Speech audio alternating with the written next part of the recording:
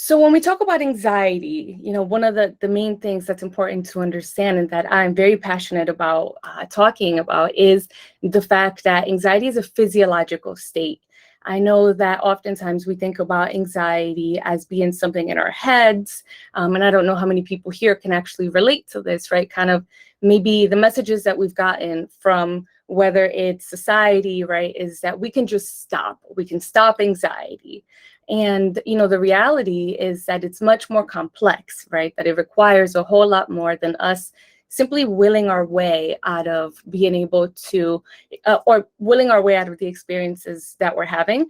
So I really want to start off by really briefly looking at the science of anxiety and really highlighting the fact that anxiety is physiological. It's in our body, it's in our neurotransmitters, it is 100% real.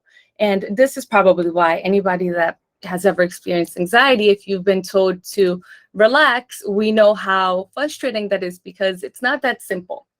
So when we think about anxiety, one of the best ways to understand anxiety is from an evolutionary perspective. Back when we had, kind of in our earlier days, we had some serious dangers in our environment. So this was, for example, predators, right? So humans, we've survived by developing it's not even a sixth sense, by developing our senses, right? So our ability to hear, to smell, to see, to feel. And these senses not only are there because they allow us pleasure and to enjoy life, but because they enable us to be able to sense danger in our environment. And what anxiety is essentially, is whenever we experience through our senses, right, or our perception, this is where it gets interesting, right? So the science part is that our physical senses activate anxiety, but also our mental processes, so our thoughts also activate anxiety. So sometimes it's a little tricky, right? Because treating anxiety requires a bit of both for us to balance out the physical aspect, but also be able to, in some ways, check our thoughts and confront them. So I'm going to briefly look at Maslow's hierarchy of needs. And Abraham Maslow was a psychologist, and he developed this pyramid that really goes through it goes from basic to self-actualization. And these are different tiers of wellness, right? So all the way at the top, we have what I think we are all seeking: creativity, living our best life, feeling good, free of judgment, right? And oftentimes we wake up, I know I wake up every day and I want to live my best life, right? We see this a lot in our society about living our best life. We all want to be here. But what is really important to note is that in order to get there, there is all of these other things that we have to establish, right? So at the top of the pyramid is the place that we want to reach, but all throughout here are all of the basic physiological, safety, social, and self-esteem needs that we need to meet. So starting at the bottom, the most basic human needs are food, water, sex, actually, going to the bathroom, and breathing. So if we're not able to regulate these, then automatically our body is unable to function. And whenever so for example, this is where, again, anxiety serves as somewhat of a, let's say, an alarm system. It lets us know, hey, something's not right, right? So let's say that I'm having trouble breathing. Maybe it's because I have a medical condition, perhaps a cardiac, maybe I'm having an allergic reaction, right? So I'm starting to have trouble. That's when anxiety goes off, our alarm goes off, and we start to feel the palpitations, right? And we're alerted. The same thing, so food. So here at the basic level, we have to make sure that we're hydrated. Also that we're eating, right? Because food provides all of the essential nutrients that we need for our body to produce neurotransmitters, and just kind of, it's a basic building blocks. Amino acids are the basic building blocks. And this is where the connection of mental health and food comes in, because if we don't have adequate nutrition and hydration, then anxiety, again, serving as the alarm system, is going to activate.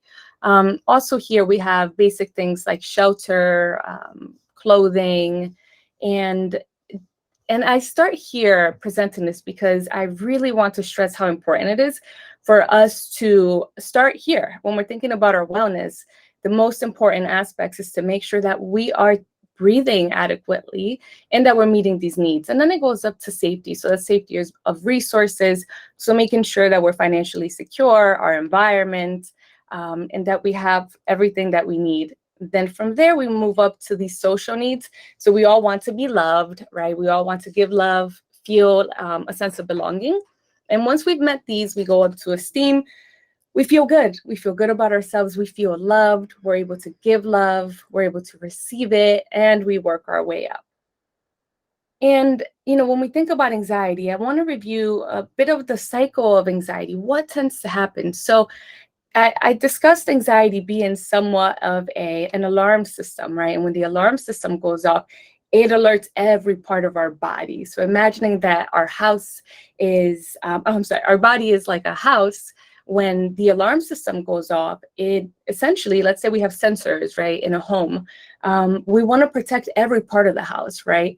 We want to constantly scan to make sure that every single part of a home or of our body is protected. So anxiety literally spreads all throughout our body, starting from head to our toes. We might feel tingliness, numbness in our hands and in our feet. We feel it in our chest. We feel it in our stomach. We feel it in our head.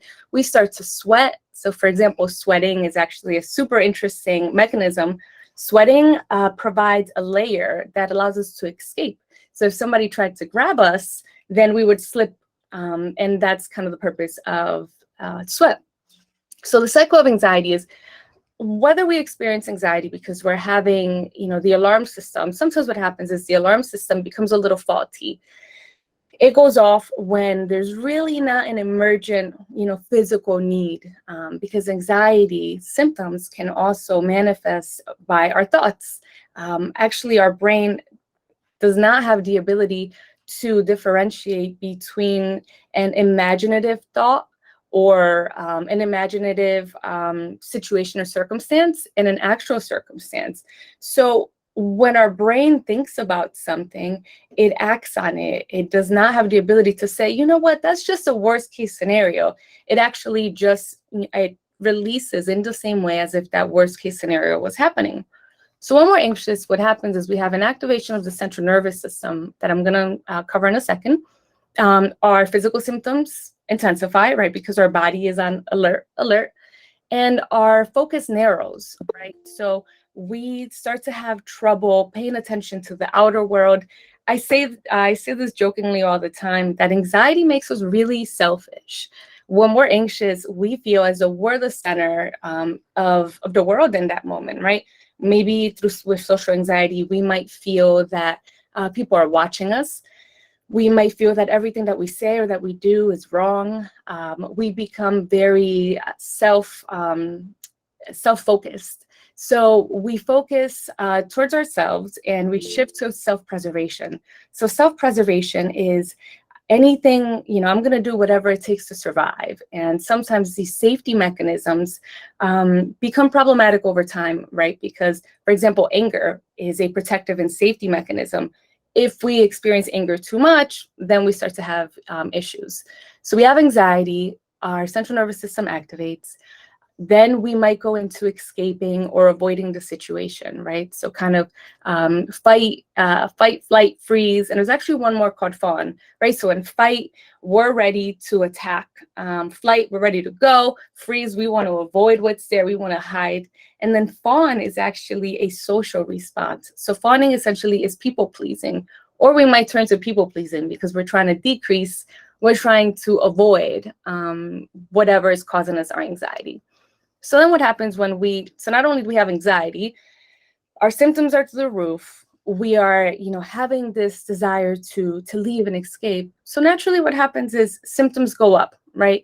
And now we're worried because we have our original anxiety, we are uncomfortable. Now we're having all these added things, right? So we're thinking about not just the original stressor, but how do I get out of here? So we have more worry, and over time we lose confidence. we start to believe that we're not able or capable of managing our anxiety. We start to feel helpless, and this becomes a what's called learned helplessness cycle. So that essentially what happens is our brain will shortcut through all of this. So we'll have anxiety and it'll go through the system pretty quickly and lead us to feeling like there's nothing I can do. But I'm not here to talk about that. We're here to talk about what we can do. So here's some things that we can do to reverse the cycle of anxiety. So here, starting on when we experience anxiety, we can confront or challenge the fear, right? So this from a therapeutic perspective is called exposure therapy. And what this means is looking at whatever it is that we're afraid of, or maybe challenging it, maybe taking a moment to actually look. If I feel that people are staring at me, maybe if I look, I might notice that maybe they're not staring at me. So we want to confront it. Now, we are going to have a slight increase in symptoms, right? Because we are facing it head on. So it's expected that we're going to have a momentary rise. And also, our attention scanning mechanisms is also going to go up, right? Because as we're confronting the fear, we have to look at it. So our brain is going to naturally be more focused on whatever our source of anxiety is. This is a great place right here to use coping skills like grounding, mindfulness, or deep breathing to start to bring the body down, right? So when we confront, so let's say that I am experiencing, I go to a meeting and I'm about to go into the meeting and I'm really nervous because I feel like, my coworkers just really don't like me and it just feels really awful. So once I get into the meeting, I might want to take a moment to kind of ground into my body, right? We want to establish safety, going back to Maslow's hierarchy of needs. Take a deep breath.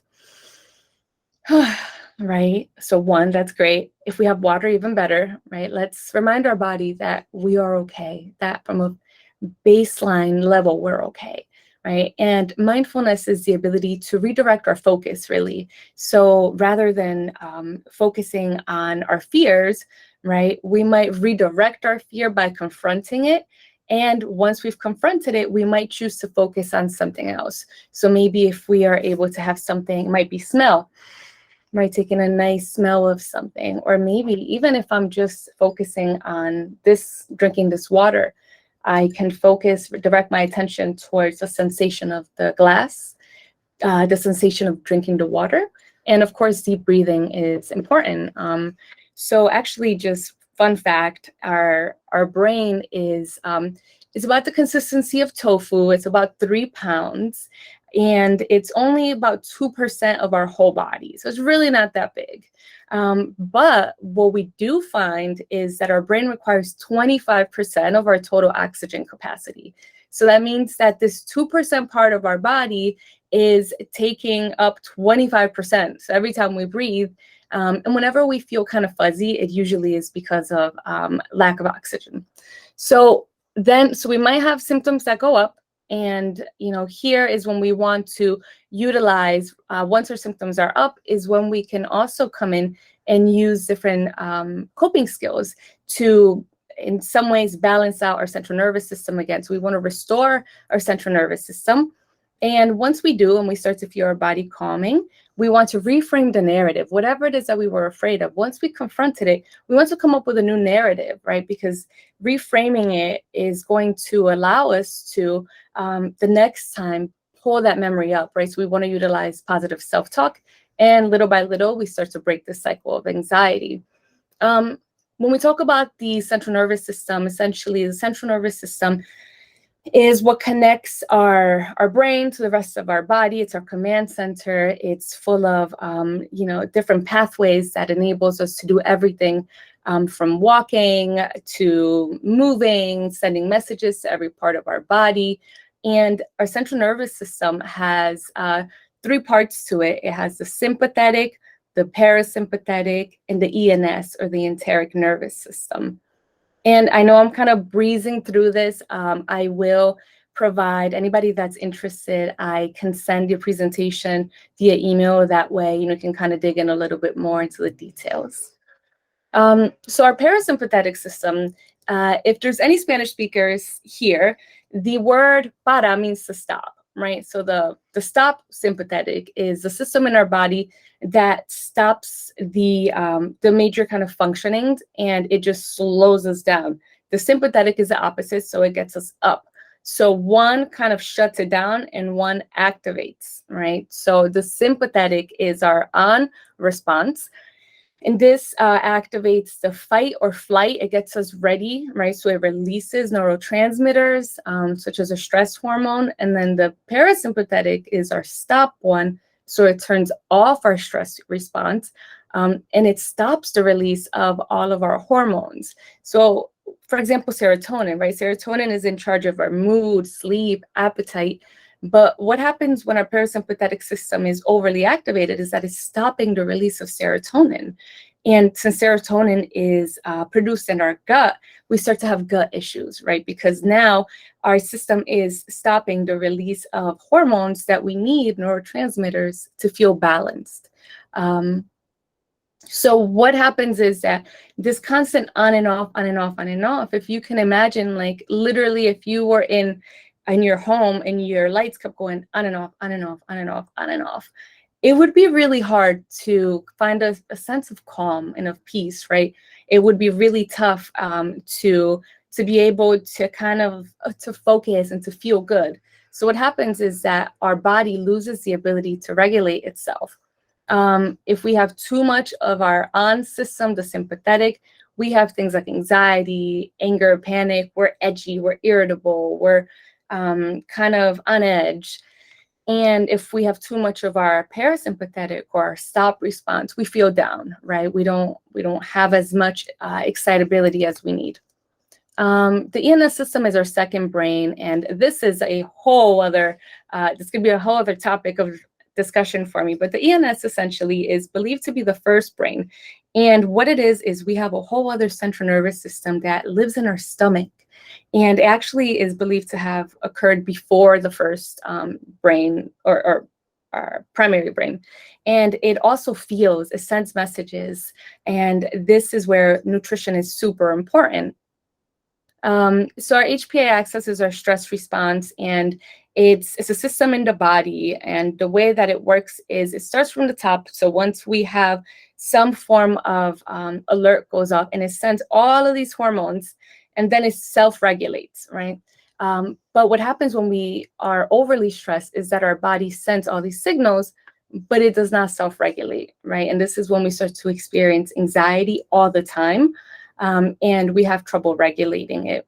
So interestingly enough, there was a study and they found that individuals with anxiety disorders actually have, so we're shifting a little bit into nutrition, reduced consumption of fruits and vegetables as compared to other disorders. Not sure why, but this is definitely important because we get a lot of nutrients from our essential nutrients from fruits and vegetables. So if we are someone that is prone to anxiety, we want to keep an extra, just attentiveness to making sure that we're eating the adequate amount of fruits and veggies. Common nutrient deficiencies are iron, zinc, selenium, vitamin D, omega-3, B vitamins, folate, and magnesium. So poor nutrition, I think we all know what the effects are, and just kind of going briefly through this. Poor nutrition has been linked with smaller brain volume, fewer connections in the brain, changes in our behavior, difficulty with focus and memory, restlessness, difficulty at work or school, and reduced ability to adapt to stress, right? So it really impacts us in many ways. So I'm gonna just kind of go through this. I know 30 minutes kind of comes and goes super quickly. So I'm gonna talk about really briefly why having these nutrients are so important. B vitamins, we talked about earlier, there's a deficiency in individuals with anxiety. So there have actually been studies that found that deficiency primarily in B12 mirror those of depression and anxiety, actually. So someone that has a B12 deficiency can have symptoms that pretty much look and feel like anxiety. And this is where, it's kind of hard to tell, which, whether it's anxiety that's stemming from kind of stress in our environment, whether it's our body and nutritional deficiencies. But this is where it's kind of this approach of kind of multiple tiered approach where nutrition is super important so that we're not inducing anxiety through lack of nutrition. So we need all of these. B6, for example, is necessary for serotonin, which is our mood transmitter. GABA is our relaxation transmitter. Melatonin helps us sleep. So we need B6, we need zinc, we need magnesium, and they all work together. 68% of Americans are actually deficient in magnesium. So 7 out of 10 of us here are likely going to need a little bit more magnesium. And again, magnesium and zinc are needed to produce the neurotransmitters that help to balance out our mood. Some of these deficiencies can lead to things like sleeplessness, headaches, anxiety, depression, pain. So it's important that we really focus on increasing foods that increase our intake of these vitamins, or also we can supplement. Vitamin C, super interesting. Vitamin C, we can only introduce it through our diet. There is no vitamin C, even like if we think about like the vitamin C packs, right? But we can only kind of ingest it. It's necessary for serotonin, norepinephrine, and the thing with vitamin C is that it's sometimes the risk of malabsorption is high because vitamin C easily kind of dissolves and vulnerable to air, heat, and metal. Iron is super necessary. It's been tied to disorders like mood, autism, ADHD, developmental disorders, and known to impact, things like our cognitive, social, and emotional well-being. Zinc is necessary, again, for the production of dopamine, which is our pleasure. Epinephrine is adrenaline, serotonin, our mood, and GABA is our calming. And zinc works in conjunction with magnesium. I do see that we are coming up on time, and I want to check in with the chat. So I'm going to move into the chat to see. I know I started the presentation about 5 or 6 minutes. So are we okay with going another 5-6 minutes?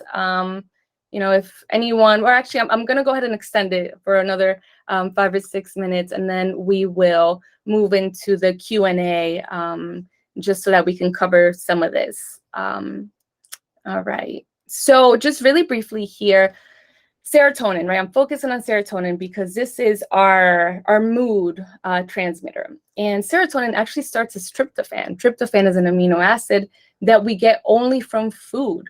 So we need to eat in order to even produce serotonin.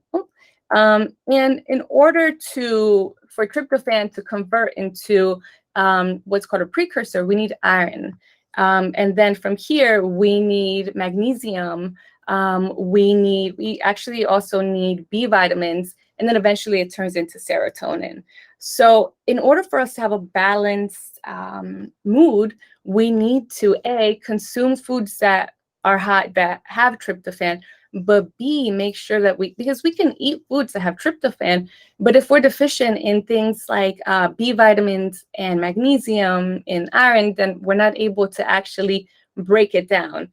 And actually, this doesn't show the conversion, but serotonin actually breaks down into melatonin, which then helps us sleep, right? So this is where we see the connection between food, right? Making sure that we're prepping our body, mood, and then sleep. So GABA is our calming transmitter. And again, it requires zinc, magnesium, copper. I put magnesium twice, is necessary to produce GABA.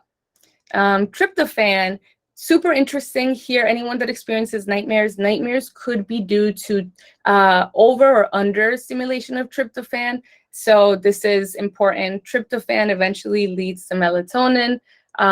It's, foods that are high in tryptophan include milk, turkey, fish, chicken, eggs, And I am going to be forwarding a guide to everyone that has all this information nice and laid out, because I know that it's a lot, right? And if we go on the internet, there's so much information out there. So what do we do, right? We know that anxiety stems is physical. We know that we need certain nutrients. So one of the most important things is our gut health, right? Nutrition, all of our food is broken down and synthesized in our stomach. 90% of serotonin, again, our mood neurotransmitter, is produced in our stomach. So as 90 to 95, as much as we think that our mood and our thoughts are all here, it actually starts in our stomach. So we want to make sure that we have a nice and balanced gut flora. So things that we can do is remove inflammatory foods. So these might be things that are highly processed, high in sugars, anything that causes irritation, right? So for some people that might be dairy. We want to be really mindful of consuming foods that kind of like soothe and calm and restore our gut. We want to add probiotics. So probiotics are these, they're good bacteria essentially. And there's specific probiotics that have been found to help with mental health. The best way to think about probiotics is they're these little live organisms, and they travel up and down our body. They actually travel up the central nervous system to the brain, and then they come back down. So there are these little messengers. So when we consume foods that are high in probiotics, we're actually able to send messages up and down, and also help to break down some of that bad or unhealthy bacteria.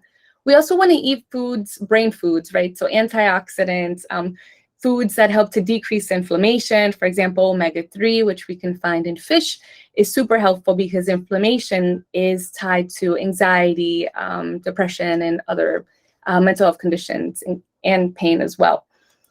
But before we talk about prebiotics, probiotics are super important. So probiotics are actually what the prebiotics, prebiotics are what the probiotics eat. So let me go here.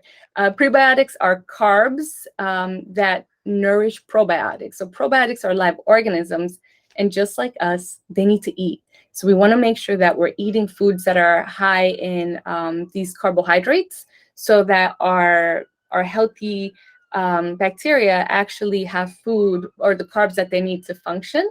So some of these are apples, garlic, asparagus, bananas. And then back to here, probiotics, healthy bacteria help us by restoring, renewing, and really kind of lining or helping to restore the lining in our stomach.